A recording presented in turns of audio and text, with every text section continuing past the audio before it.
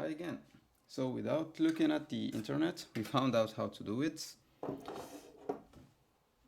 It's yeah, we can just see at this picture and detect that yeah, we can just pull up the this black stuff that's used to plug it here.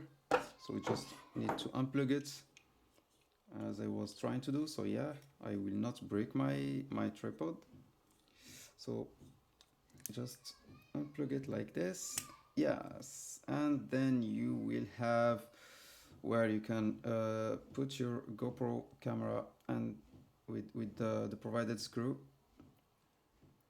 right here and fix it. So you have your mini tripod for the GoPro Hero. Nevertheless, the user experience is still to be improved because we have to look and guess, and we have to guess that this should be pulled without any danger for the tripod. So thank you again for watching, and I hope you have enjoyed this video. Bye.